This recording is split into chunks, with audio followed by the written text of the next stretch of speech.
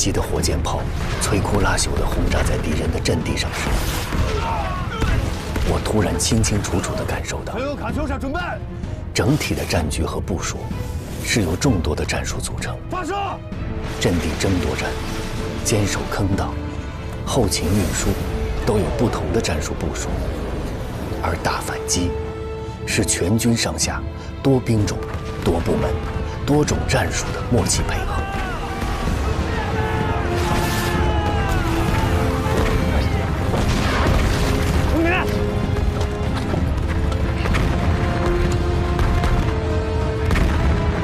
Sir, multiple positions have received artillery attacks.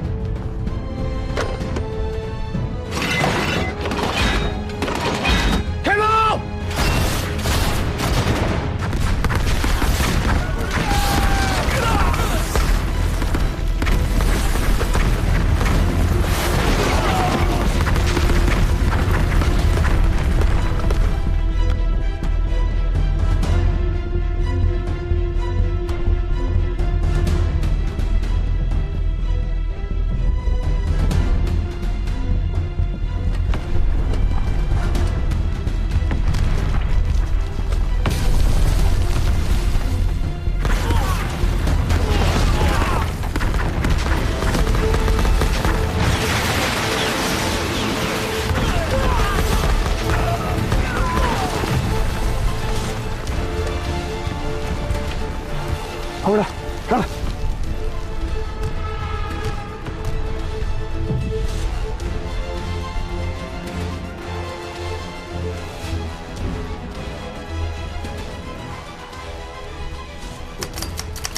坑道部队开始佯攻，把敌人从工事里面引出来，再进行一次卡秋莎覆盖。是。134团是，135团是，86团是，快！我们现在散开。 你们分别去阵地的左右翼，然后吹冲锋号，给敌人造成我们要进攻的假象，把他们引出来，注意安全。好。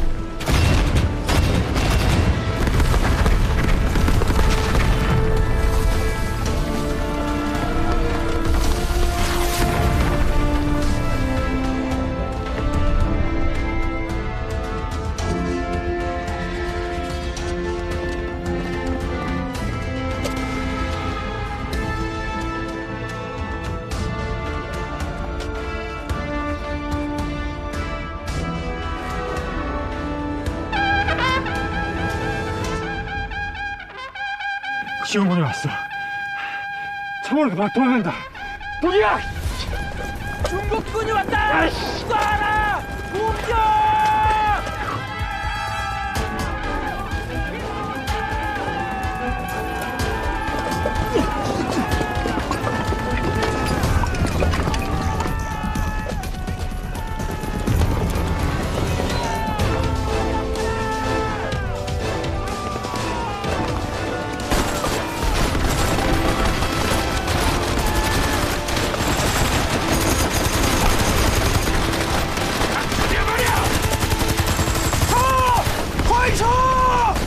敌人被引出来了！炮兵同志请注意！炮兵同志请注意！原射击诸元不变，再来一轮火力覆盖！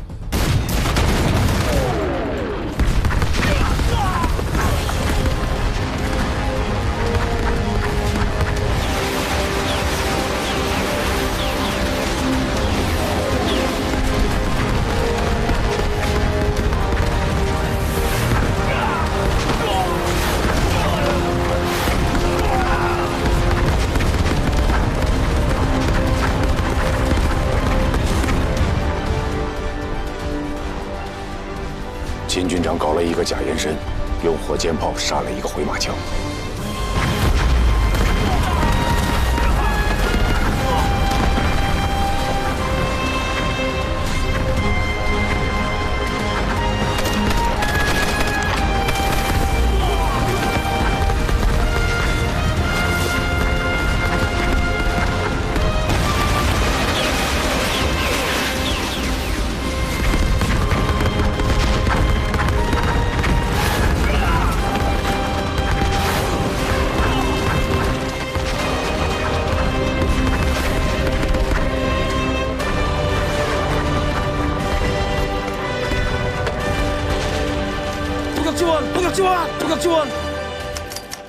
让炮火延伸5公里，打击敌军炮兵阵地和步兵集结点，同时让咱们的坑道部队随时准备出击。是。下一步，要打敌人后方的炮阵地和步兵集结点了，每一步都在整体战术的部署之内。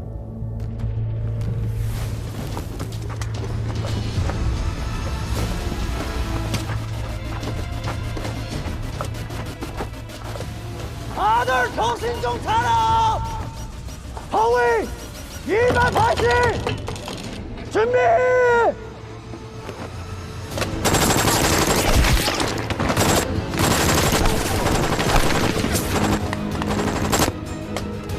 다시! 허위 150! 고도 2800! 준비! 발동!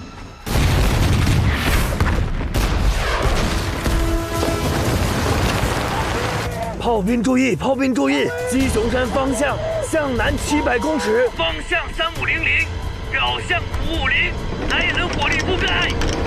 放！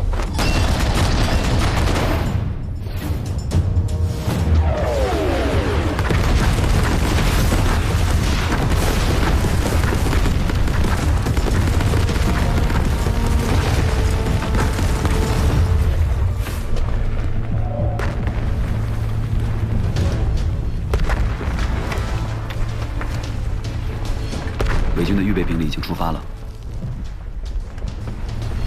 我相信段参谋，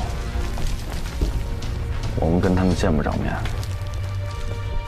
我彻底明白，军部、兵团、制师的战略战术，真正体现了我军你打你的，我打我的军事思想。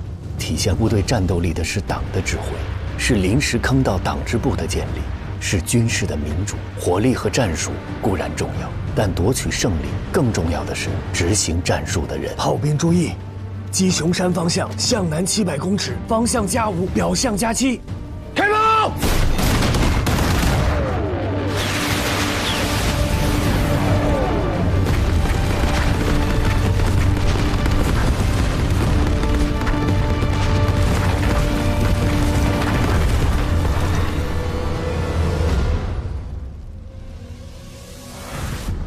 敌人上当了，咱们的战术太成功了。炮兵的假延伸加上步兵的假冲锋，足可以把敌人粘在阵地上，让敌人不敢动弹。这个时候，我们的炮火再来一个反击，那打击效果不是一般的好啊！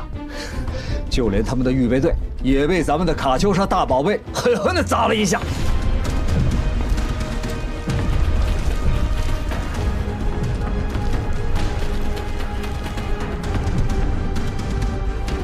准备！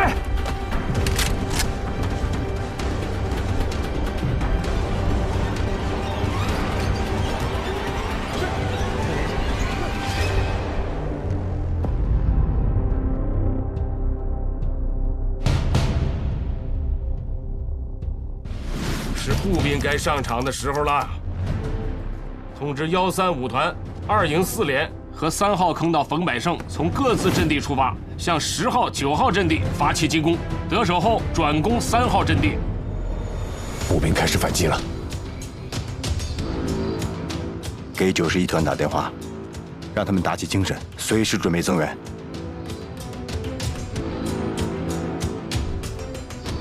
孙师长，给步兵们下命令吧。是。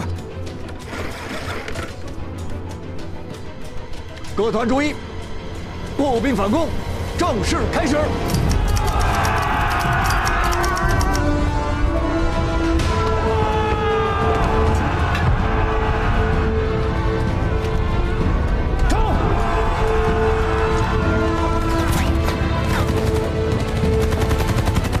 通知134团3营8连和86团1营3连快速杀穿1号阵地，直扑主峰3号阵地。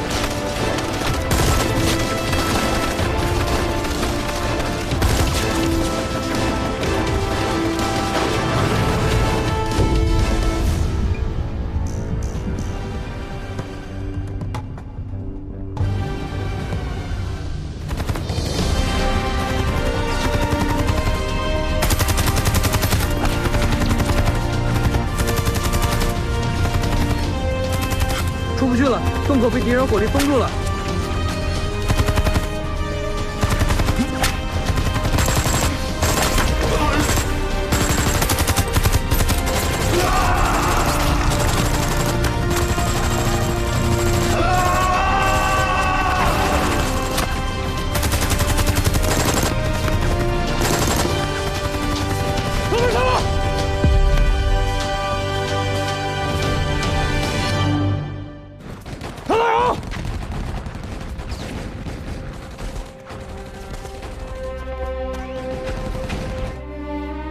什么呀？你说什么呀？小丽，出门着急没带。不是这，哎，这，哎呀呀！哎，是这个。你干什么呀？可以啊，没味儿啊。这才是底。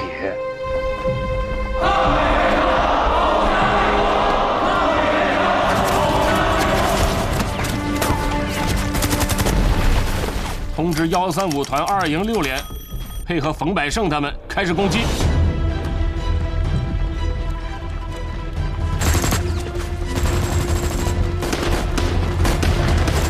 走！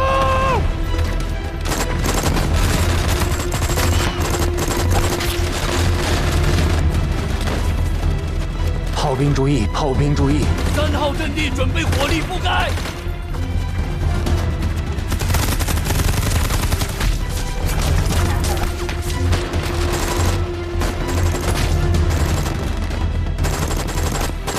停止射击！停止射击！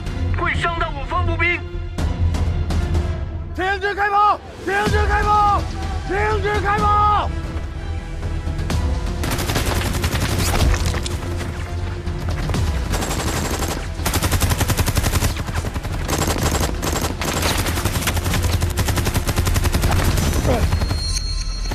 点火！我去搭上火力点。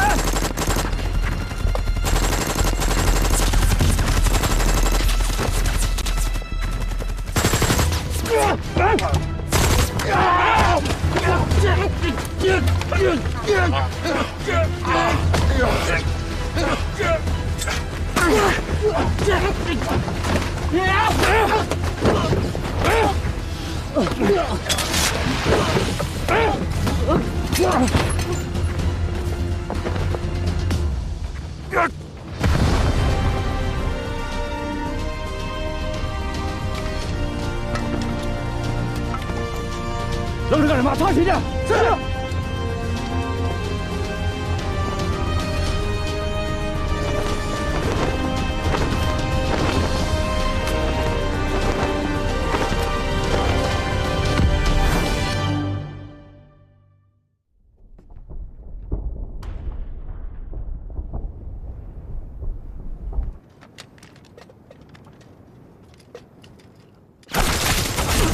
敌军反击了！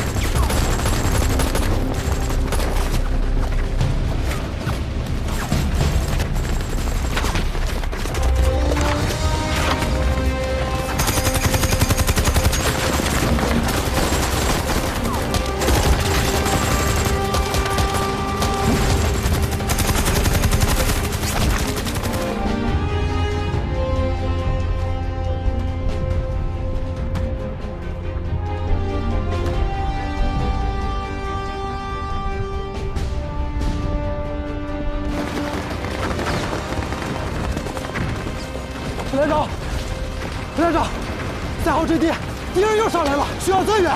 进攻7号阵地的部队遇到了困难，我们要去支援他们。好，潘小毛有，林桂川有，金大志有，你们仨跟我来去支援3号阵地，抓人吧。有，带其他人去7号阵地。另外的猴子向右走。走，是，走。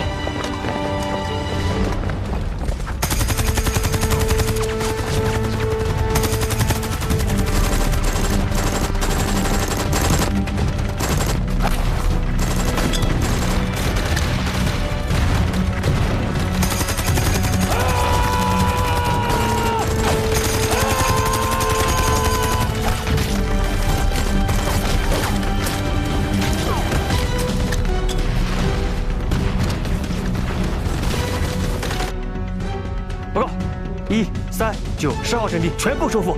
好样的，让同志们务必要守住阵地。7号阵地是敌军的营指挥所，必须尽快端掉，瘫痪他们的指挥系统。是。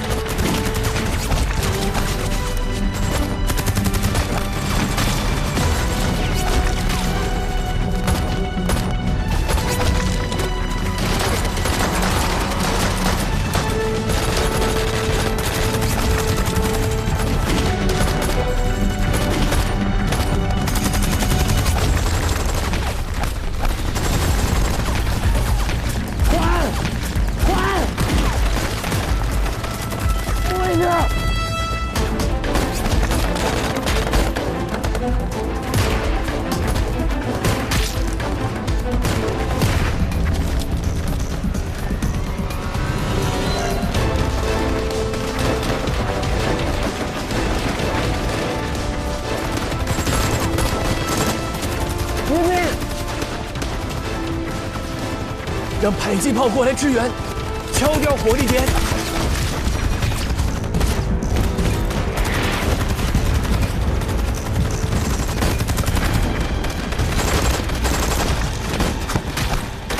保卫好不贪机，注意隐蔽。跟我来，我们迂回过去，攻下火力点。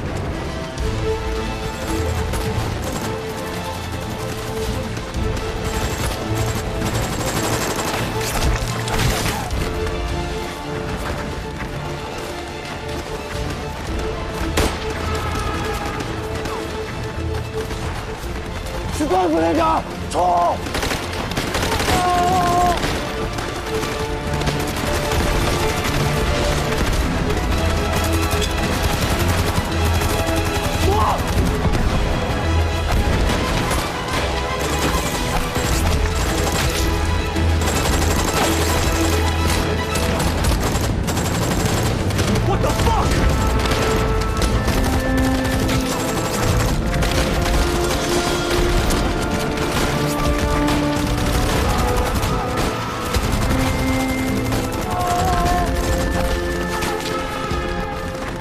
！Lieutenant, we cannot hold this place any longer.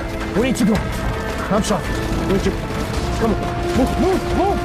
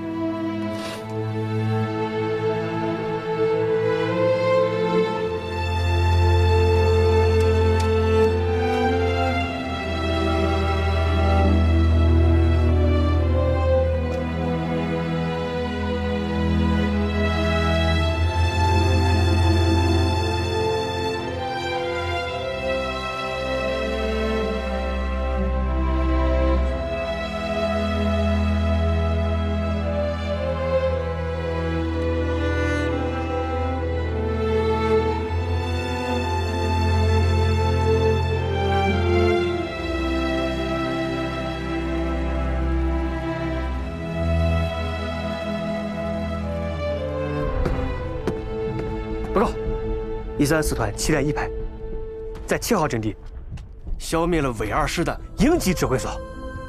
好。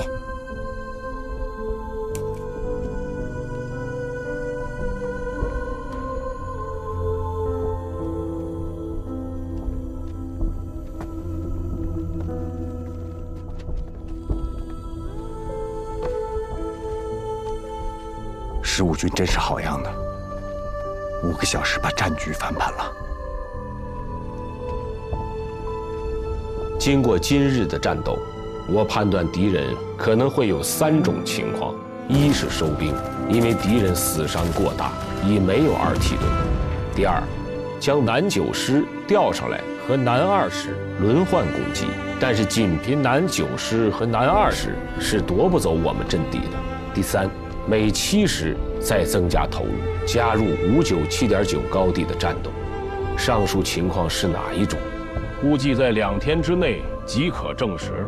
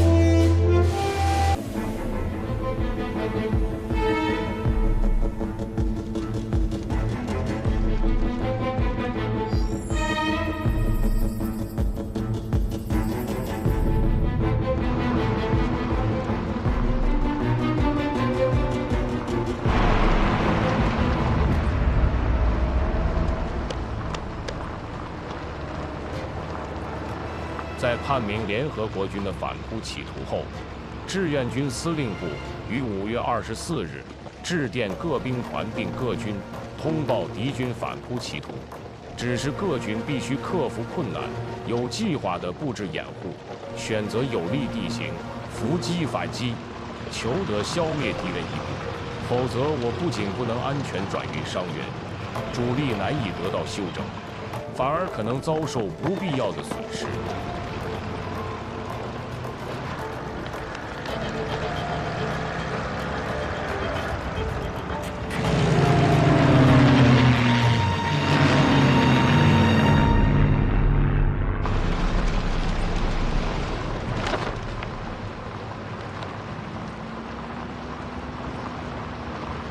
军长，我想不通，离开太行以后，解放战争打郑州我们打得多好，西南剿匪我们打得多好，凭什么不是主力部队啊？啊！现在赶上抗美援朝，我们挤破脑袋赶上5次战役，本想着捞块大肥肉吧，结果肥肉没捞着，反而大踏步后退了。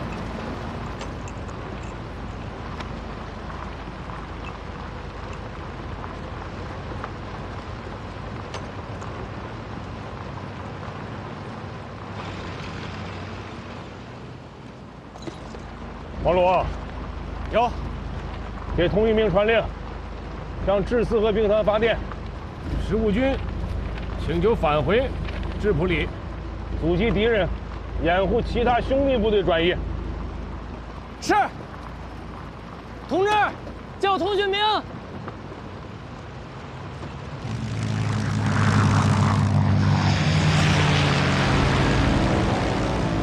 Where have all these mice gone? 跟上，快点！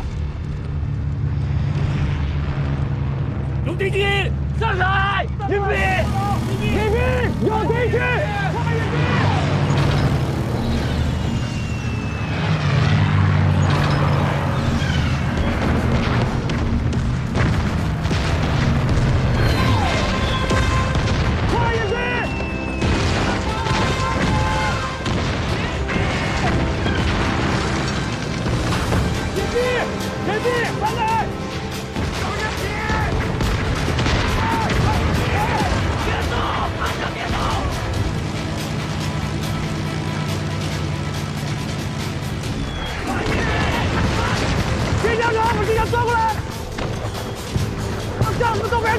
士们，飞机掩开！是。副连长啊，那个带鲨鱼头湾的应该是长机，我们想办法把他打下来。走。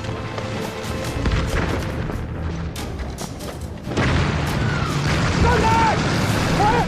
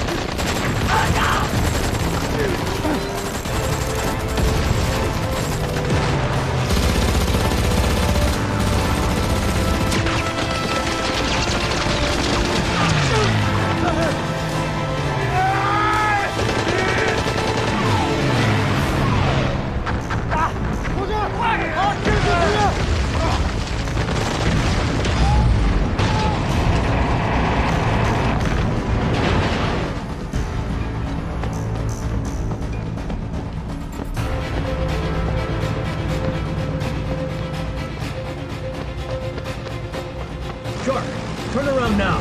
Copy that. Returning to the base.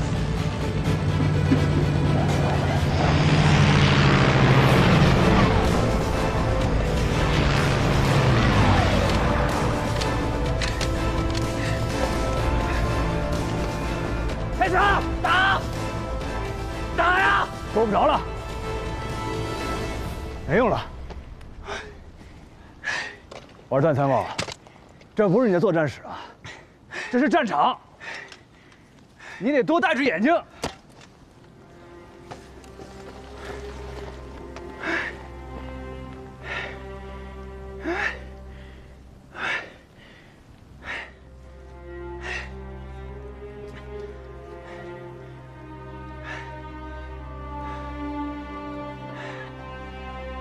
快！看着点火啊！小心子弹！走！最快！十八件！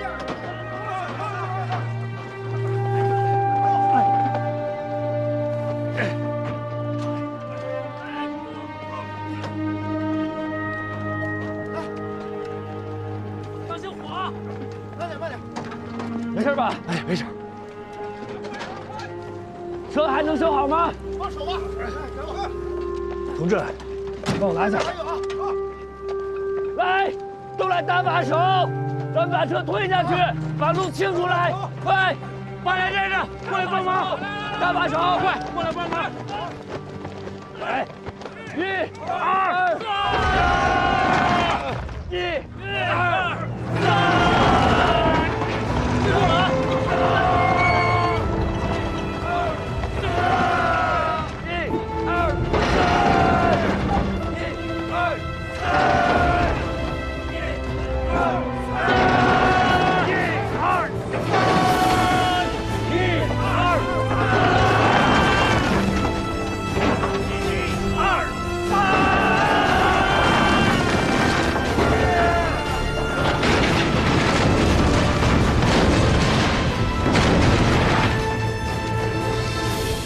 没事吧，军长？八连集合。啊！感谢军长。哦，南京军事学院讲诺曼底登陆的段显峰，怎么样？这手拿笔杆子和拿枪杆子不一样吧？不一样。报告，说，军事卡车被炸毁3辆，物资人怎么样？共13人重伤，27人轻伤，没有人牺牲。 抓紧时间抢救伤员。是。哎，你把参谋都叫过来。是。大家说说接下来的计划。军长，这个方向撤退最快。什么？撤退？撤什么撤呀？我们是军队，不是流寇，老想着撤退能打胜仗吗？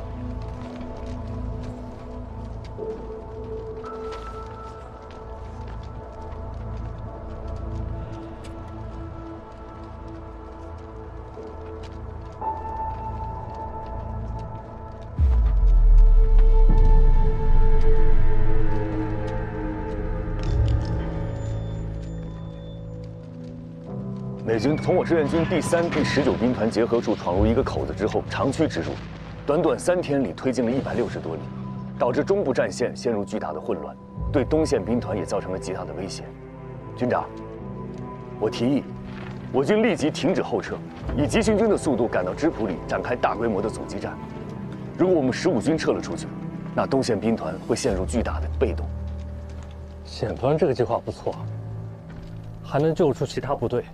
志愿军的部队要拧成一股绳。但如果变成打阻击，必须跟上级请示，请示还需要时间的吧？没有时间了，现在我们耽误的每1秒钟都是战场上同志们的鲜血。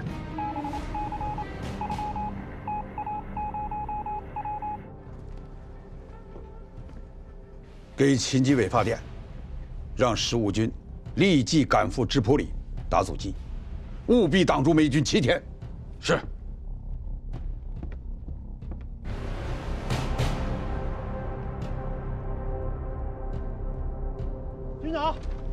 军长，这次来电，彭总指示要尽快在芝普里地区的朴达峰等地阻击美军，命令我们坚守至少7天。好，都想到一块儿去了啊！给这次回电，不惜一切代价，不怕任何牺牲，15军就是打到最后1兵1卒，保证坚守10天。是。命令，目标芝普里地区1线阵地朴达峰、小义峰，让45师134团在朴达峰打阻击，29师86团在小义峰打阻击。传令，急行军。是。目标芝普里，急行军。目标芝普里，急行军。目标芝普里，急行军。目标芝普里，急行军。目标芝普里，动得快点！目标朴达峰，全速前进。我们让你加把，不用再跑了。胡开生，哟，你小子刚才跟这嘀咕什么呢？哦，有仗打了，高兴。你得打好。来，遇着敌人的飞机啊，不要慌，挺直腰杆子打，你打他就慌。想办法吸引敌机俯冲飞行，多重火力网打。要实在打不动，也把它撵到高空去，不能让它老低空飞行，那不成老鹰抓兔子了吗？咱们打老蒋的时候，拿着步枪是打下过飞机的。是，我现在给你配了高射机枪。是，军长。我还没说完呢，你是什么呀？听明白了。重复一遍。等飞机低空飞行时再射击，实在打不动，撵到高空去。好。全体都有。向右看齐，向前看，立正。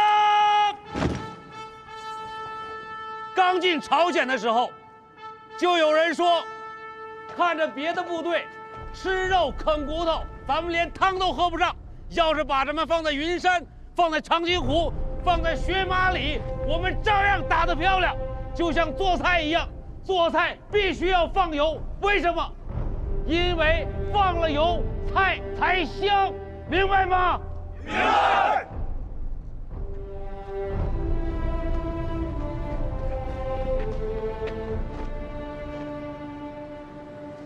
报告军长，8连指导员胡满仓带8连前来报道。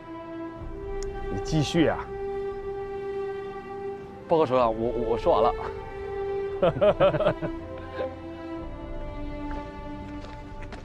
哎呀，这是又是以吃喝论战呐。他们听得懂，非常好。思想工作做得好，是能打胜仗的关键。咱们战士文化程度参差不齐，你一定要把思想工作落实到每一个战士的心里。请首长放心，老8连说到做到。出发吧。好。全体都有，向左蹲，目标朴达峰，跑步走。这打头第一个扛机枪的战士，我怎么没见过呀？七班长柴云振，机枪打得特别准。你们这老8连就是硬菜多。谢谢首长，那我先走了。好。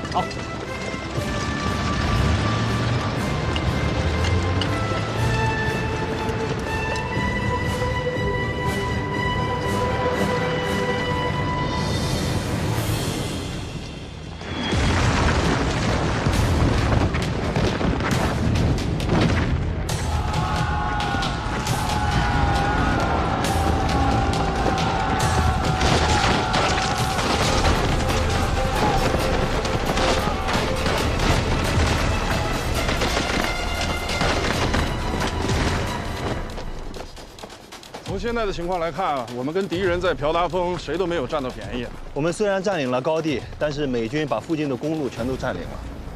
美军的增援部队随时都可以进来。李战报说，敌人迅速增兵，总兵力已经转败了6倍，他们的重火力有大红军火炮、坦克，还有飞机。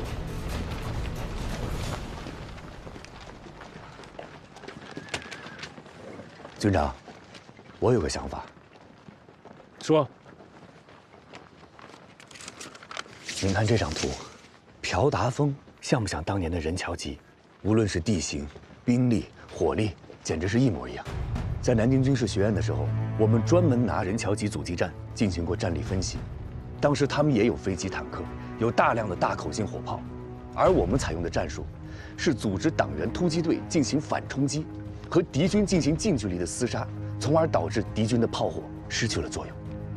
段参谋说的对，任乔吉战斗，我们灵活地运用了战术，充分地发挥了我们的优势，以己之长攻敌之短。老八连现在损失很大，他们很需要一支能灵活运用战术，而且很擅长近战肉搏的增援队伍。目前符合条件的，又在身边的，只有134团的3连。3连。王鲁有，叫冯百胜过来。是。让3连长冯百胜到指挥所来一趟。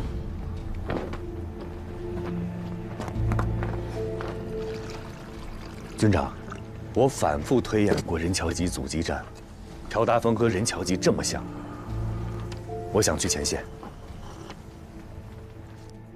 段参谋，在军事学院搞战术推演和在阵地上真枪实弹的打可不一样。我当然知道。所以我才要去前线参加战斗，请首长批示。段参谋，服从命令。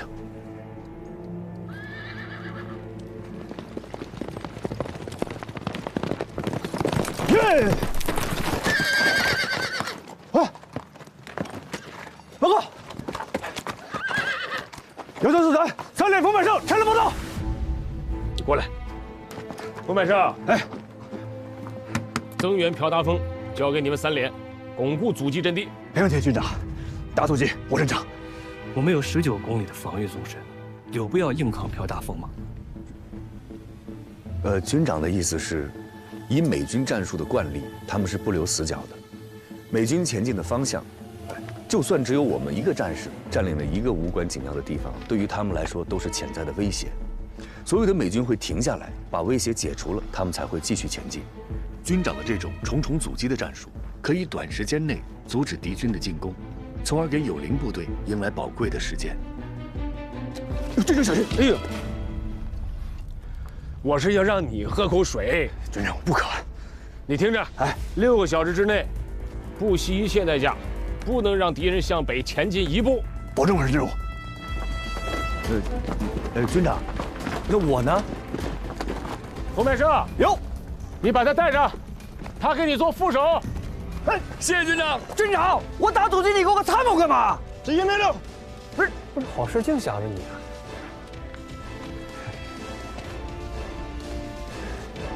冯连长，我们又要合作了。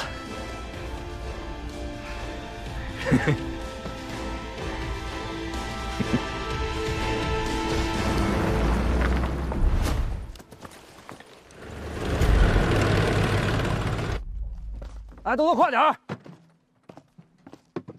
把弹药都给我带齐了啊！你有什么打算？什么打算？执行命令呗。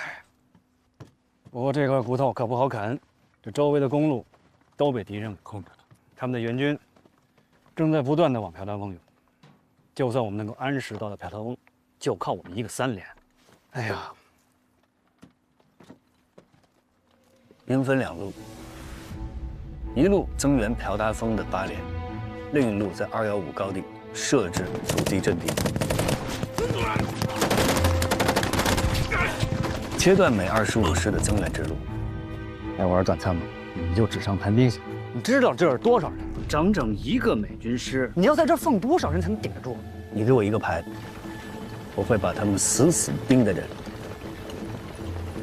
一个排？你看看215高地，虽然不高，但是很陡峭，机械化部队无法完全展开，他们只能一路纵队缓慢通过。别看他们现在是一个师，但真正能投入战斗的还不到一个连。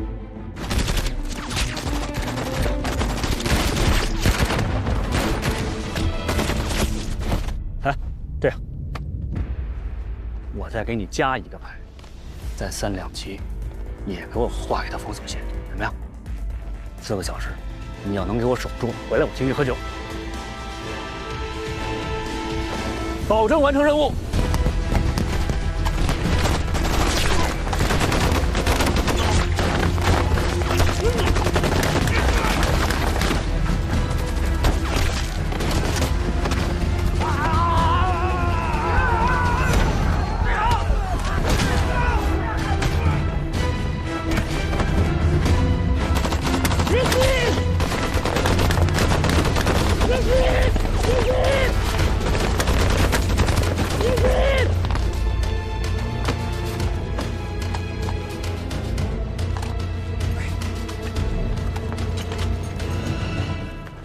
好，我知道了。军长，段显峰的这个重重阻击的战术，沿着公路向前推进的每25师全部停下来了。他这是釜底抽薪啊！先用半个连拖住敌人，从而支援朴达峰。这3连了不起，完成了2个重要的任务。现在几点了？1点。朴达峰现在压力还是很大的，再不增援会有危险。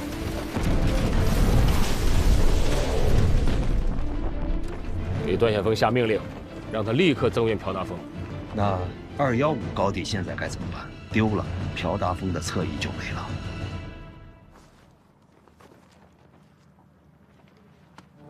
给他留一个排，去守327，其他人去朴达峰完成增援任务。是。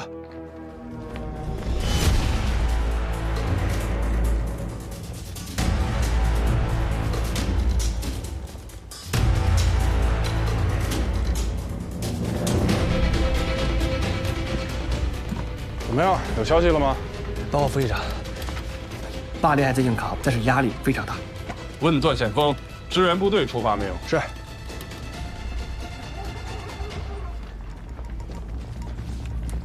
是45师吗？我是程敏桥。327的阻击怎么样了？为什么半小时没汇报？密切关注每25师的进度。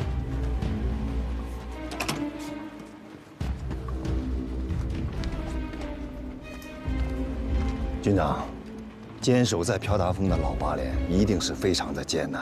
要不要再派个连过去？朴达峰太关键了，不容有失。不用，老8连和3连都不会有问题。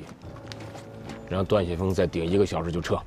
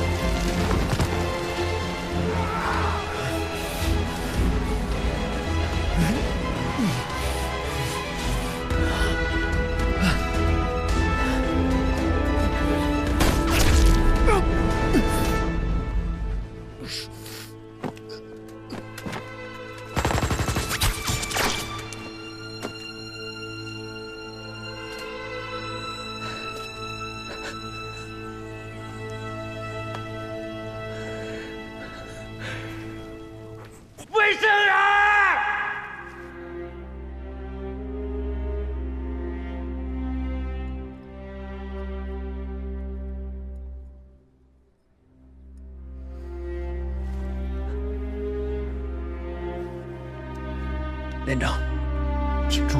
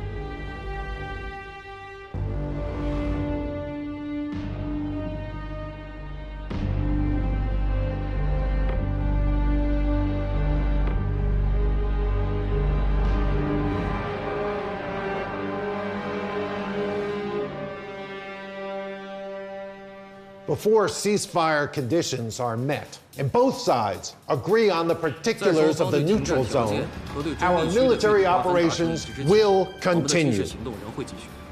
在朝鲜，作战双方停火，确定以3·8线为双方的军事分界线，必须及时撤出一切外国军队。这些都符合朝鲜人民、中国人民乃至全世界人民的期望。 as well as people of the world. You are completely politicizing this situation. That is beyond the scope of these negotiations. 你说的政治问题指的是什么？请明确说明。 This is a political matter, and we won't discuss it here. The Chinese and the Korean forces need to retreat 38 to 58 kilometers from the eastern front of the Imjin River, and retreat 68 kilometers from the western front of the Imjin River. This will create roughly 12,000 square kilometers of land as a buffer. 1.2万平方公里的土地。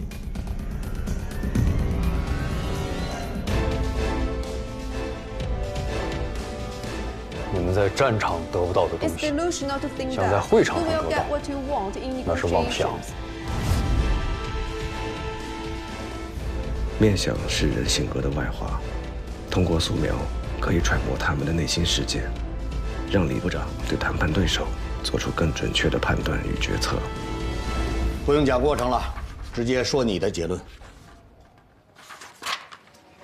典型的昂萨人的谈判策略，他们最擅长的就是在自己没有筹码的地方胡搅蛮缠地为自己争取筹码。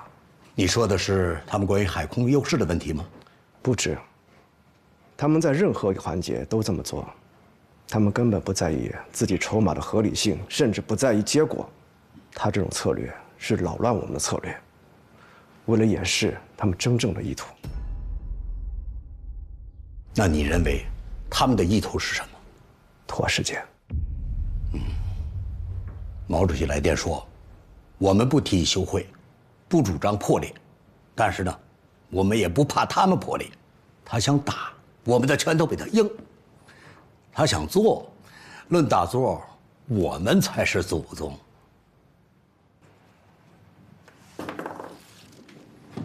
给代表们。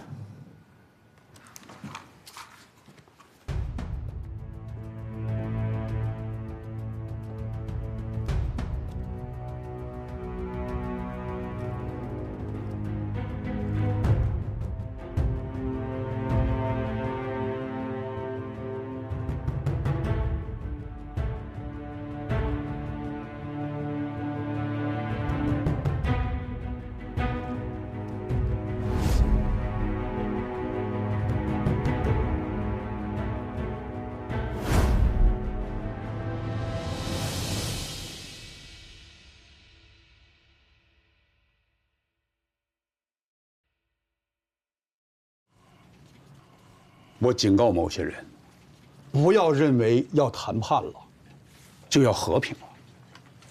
美国人是不会轻易认输的，谈判是他们想组织更大进攻的一个花招。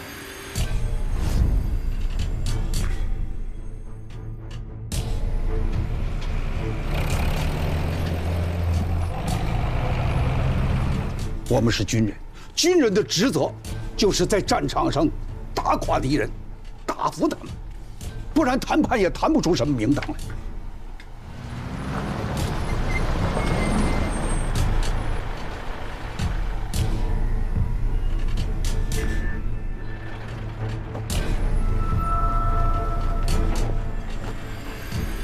回去告诉部队，立足于打，不要想的太多。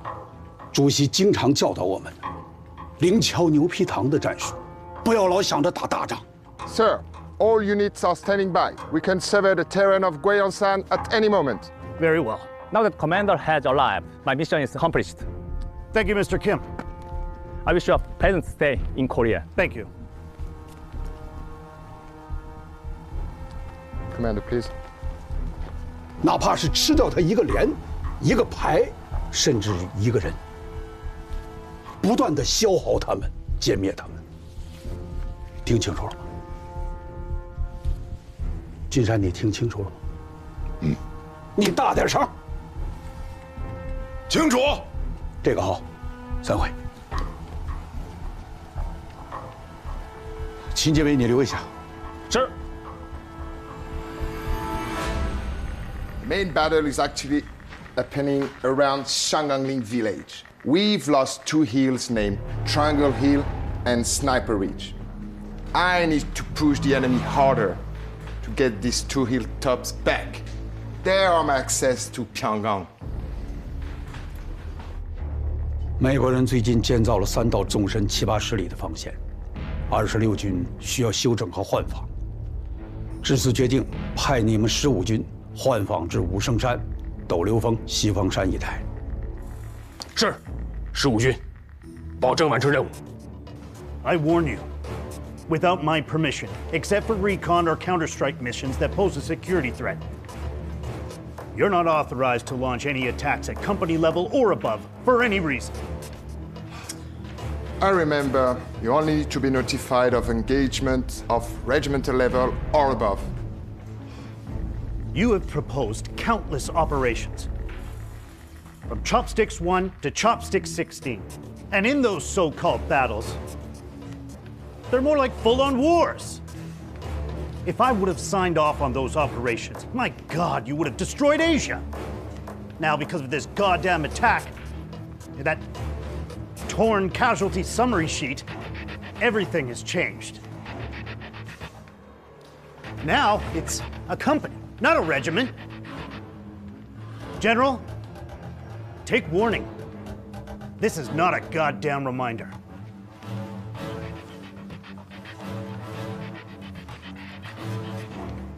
Are we clear? Yes, Commander.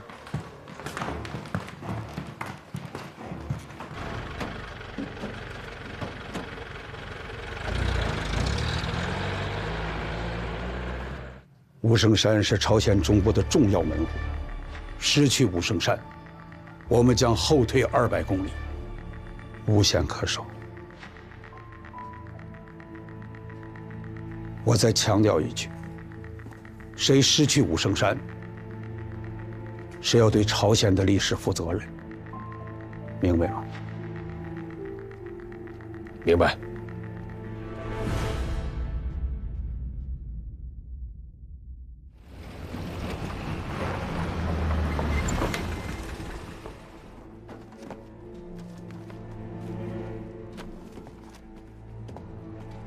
第一点，材料很重要，必须收好。听见了吗？去，鼓掌。行。干活。谁抽烟了？想把军部给点了吗？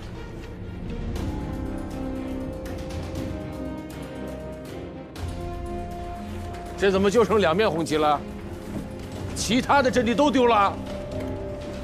该插的插好。是。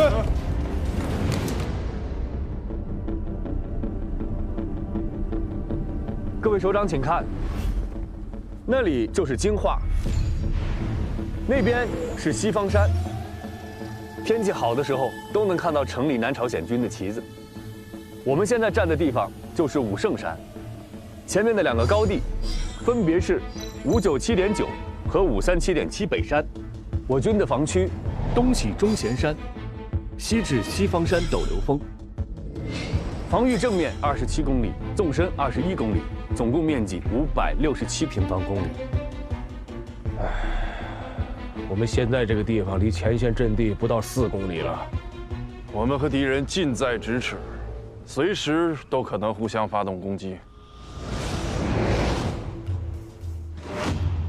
所以我们绝不能掉以轻心啊！我们15军的防线是我军整体防线的核心，而西方山和武圣山，则是我们15军防线的核心。西方山由44师负责防御，武圣山由45师的崔建功崔师长在。597.9高地易攻难守，537.7高地易守难攻。The one on the west is called the West Mountain, which gate the entire Pinggang Valley. There is a small village called Shangangling in the valley, in the south side of Ozongsan.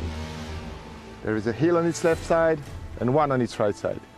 军长，这2个高地就像尖刀一样，直插美军防线的2肋。2座山头的重要性，美国人也是看得见的。所以美军在此地集结了他们的王牌美7师、美40师和南2师、南9师4个师。Well, would you please tell us your battle plan?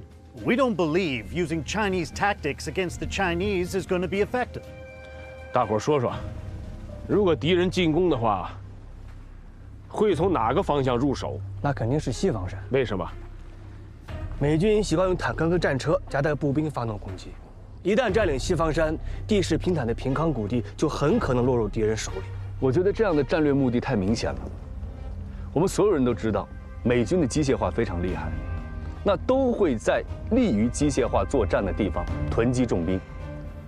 如果我们是美军，我们会明知道对方囤积重兵，严防死守，还要冒险硬冲吗？所以我认为，美军一定会出其不意，选择从武圣山入口寻求突破。战争就是要冒最大的风险，获取最大的胜利。我觉得美军有这个胆量，也有这个实力。Chinese are using outflanking and split and destroy tactics because of their lack of heavy weaponry and strong air and naval support. I believe for any soldier, for any other bomber and a spear at his disposal, his first choice must be the bomber. For the amount of ammunition we used, some started calling it the Van Fleet load, some call it crazy. My answer is no. It's not crazy enough, far from enough. 参谋长怎么看啊？入朝作战以来，美军的战术都会依托公路展开。很明显，他们肯定会选择有公路的西方山方向，而不会选择连坦克都上不去的武圣山。这无论是西方山还是武圣山，丢1寸土地，对谈判、对整个战局的影响都是非常巨大的。这飞机下不来，坦克也上不去，那咱们就跟他人顶人，个顶个。老子不怕他。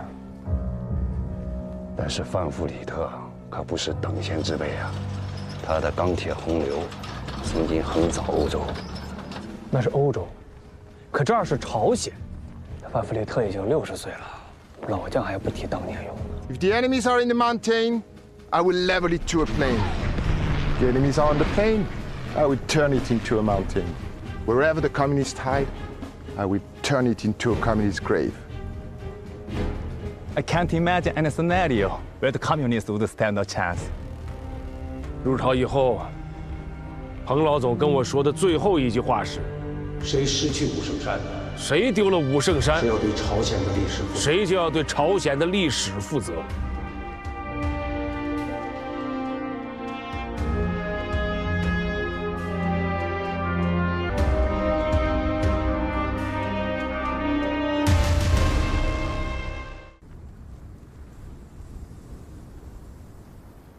段参谋，